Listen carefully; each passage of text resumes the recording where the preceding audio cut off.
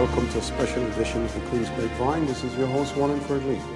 Tonight on the Queen's Grapevine, the special edition is the road to the White House. Yes, indeed, the road to the White House. We have two candidates going at it very hard, all right, trying to be elected to the White House. So tonight on the Grapevine, we want to take the opportunity with our special guest to talk about all the issues that they're facing and what are the issues America are facing and the climate control of the election.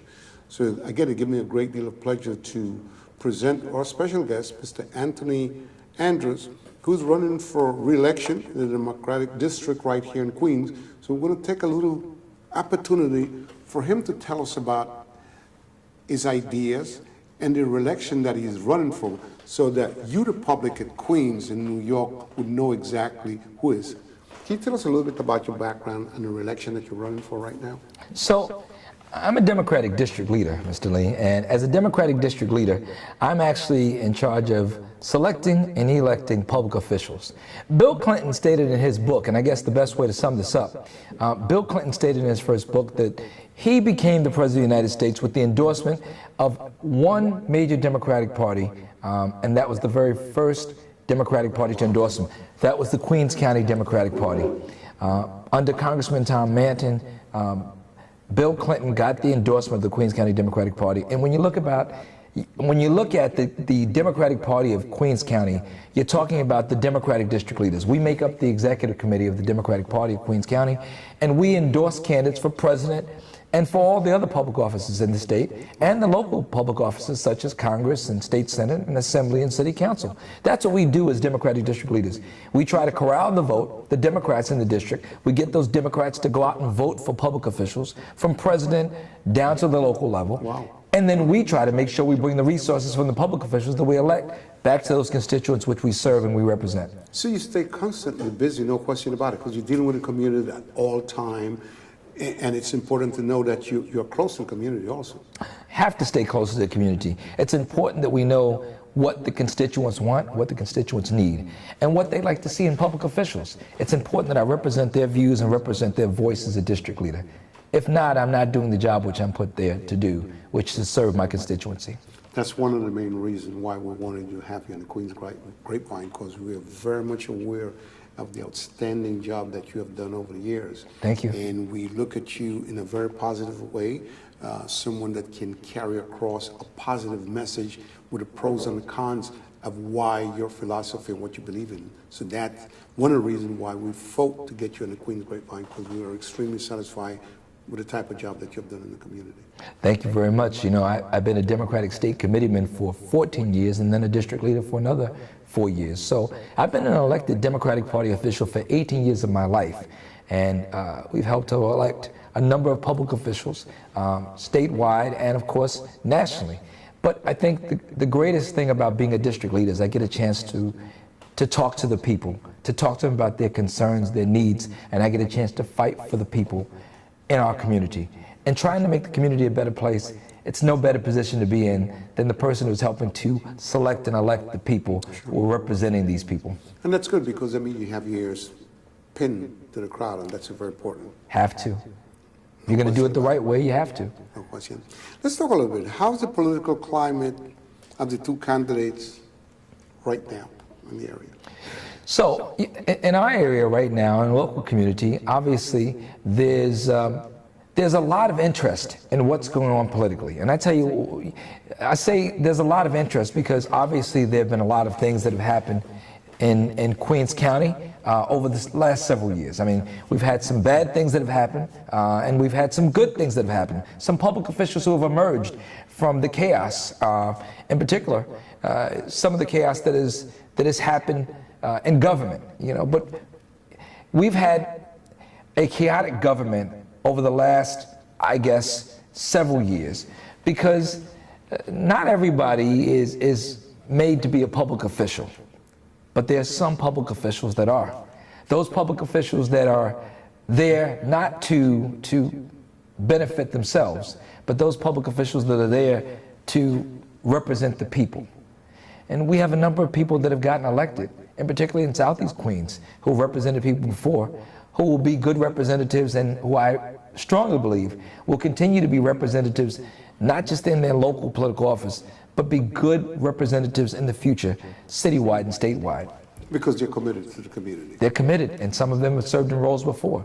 You know, myself, I'm a union leader, right? So I'm a delegate with the Professional Staff Congress. Look at a young man like Danique Miller, who was a city councilman, who represented a number of people in the labor movement over the years.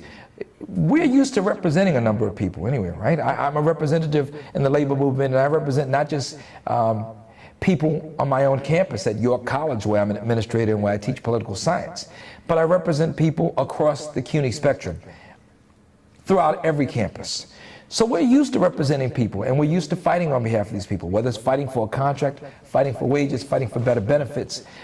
When you're used to representing people and fighting for people, it makes you an ideal candidate, I think, for not only party office, but public office.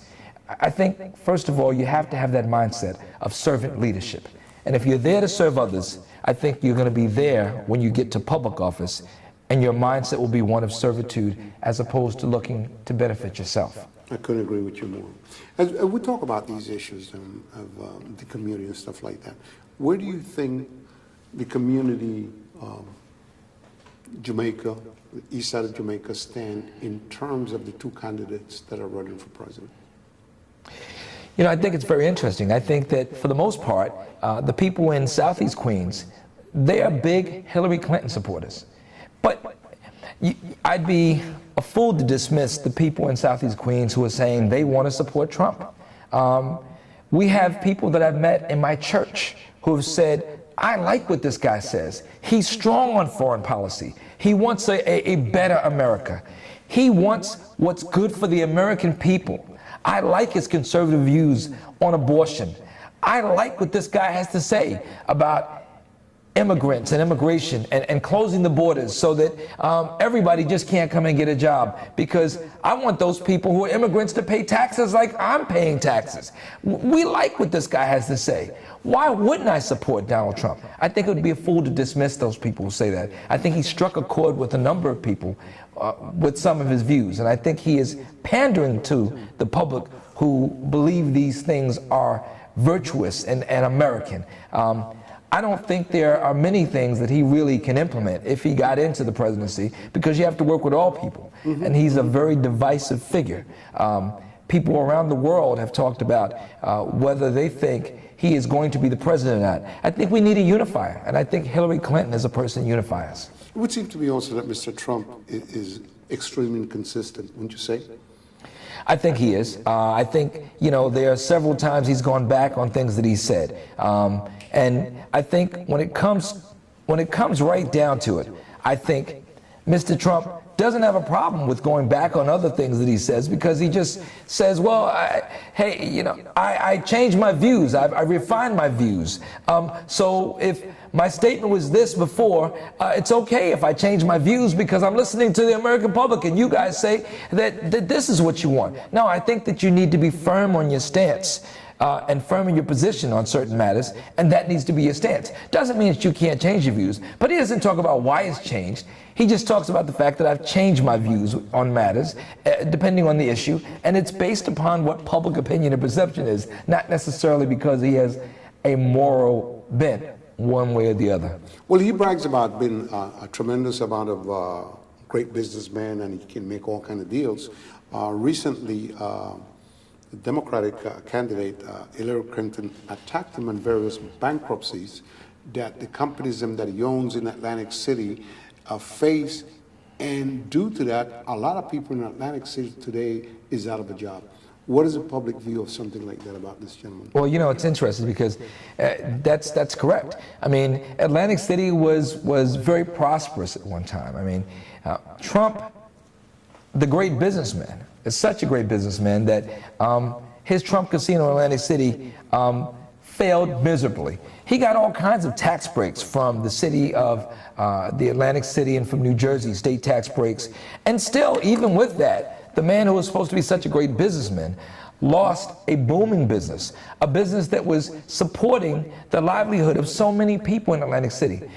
In fact, it was that business, the downfall of that business, that started a downward spiral of the casinos and the business in Atlantic City. And if you go to Atlantic City now and you look at the outskirts of Atlantic City, you'll see the impact it has had on the people of Atlantic City. The community. The communities were stricken so heavily.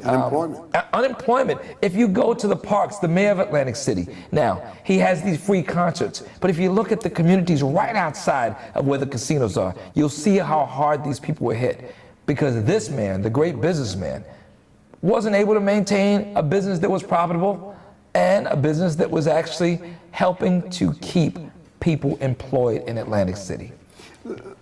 As we get into this and we're talking about both candidates, and we talked a little bit about Hillary, and now we're talking about Mr. Trump. Everyone that run for president, okay, they disclose their tax returns covering 10 to 15 years. He has blatantly refused to do so. What is his reason, and why is it that some Republicans tolerate it? If he's going to go into the White House, shouldn't he have the obligation to present his taxes to the entire American public like everyone does who runs for president? The American public needs to know. The American public needs to see.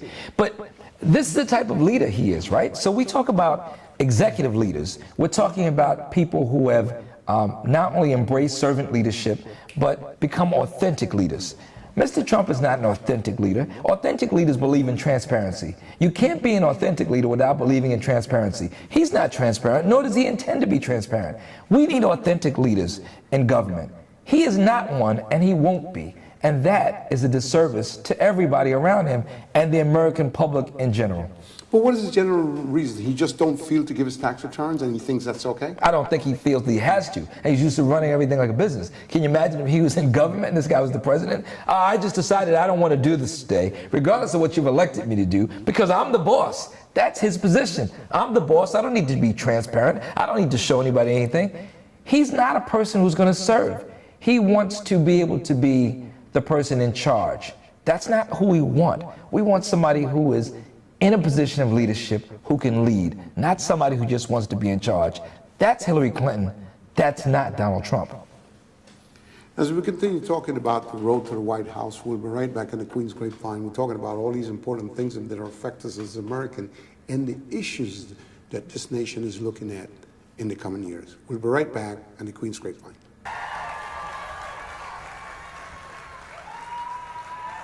I can't tell you how grateful I am to be standing here with Senator Sanders, because I think both of us realize that each of our campaigns together represent the best of who we are. And now it is time for us to take that message to the rest of the country. I am fully aware that the other side will do everything possible to distort, to disinform, and we can't let that happen. We have to be standing up and fighting for the America that we know we can create together. I am confident and optimistic about our future, particularly when it comes to young people. I think America's best years are still ahead of us. So join with us. Let's make this happen together and win the election. Thank you very much.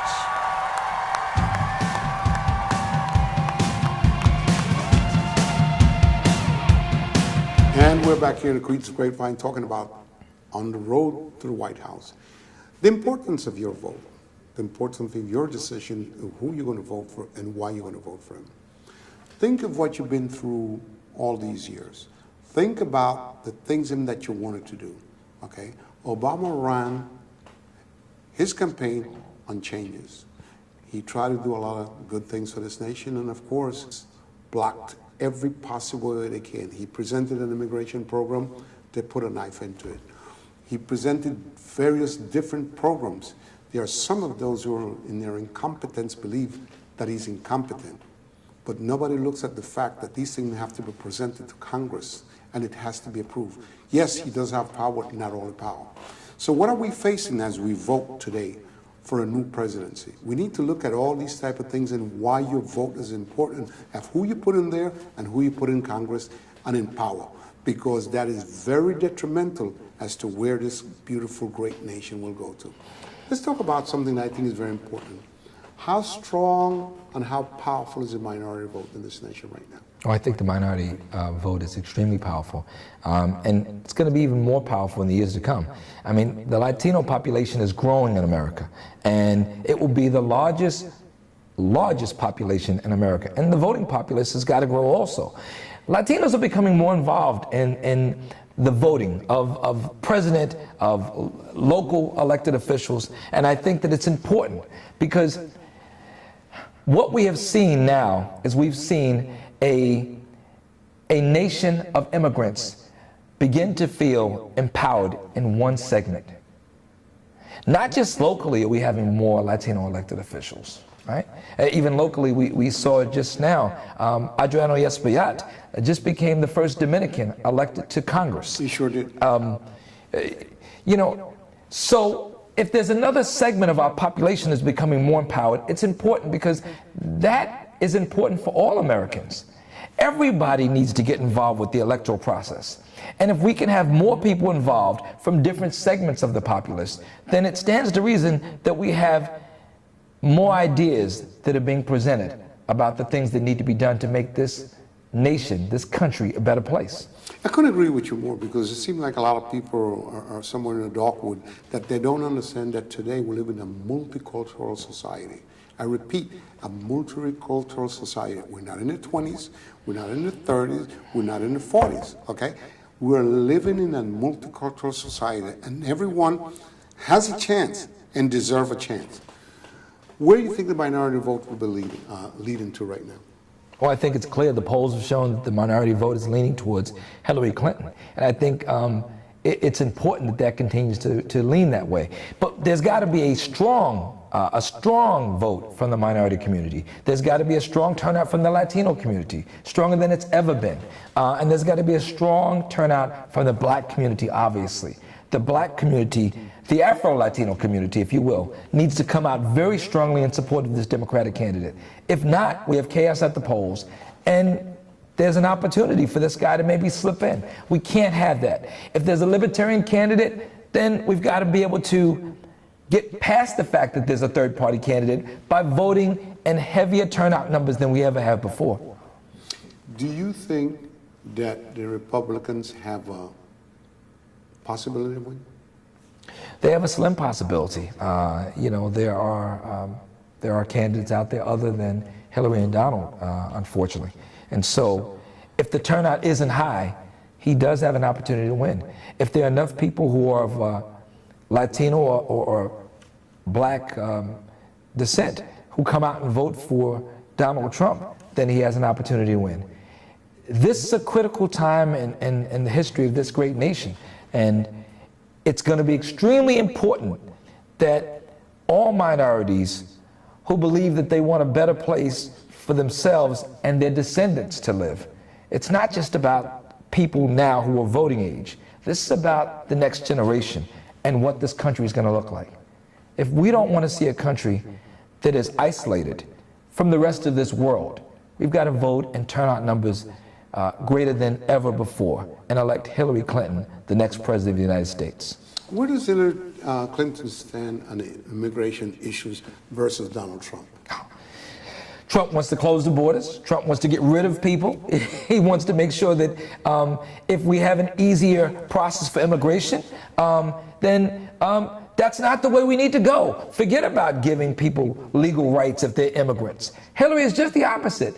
Let's give legal rights to some immigrants. Let's open the borders. Let's bring people in. I'm not for building a fence along the border of Mexico and the United States, because there are a lot of people who are coming over from Mexico that are going to be immigrants just like the people that came across on the boats from Ellis Island.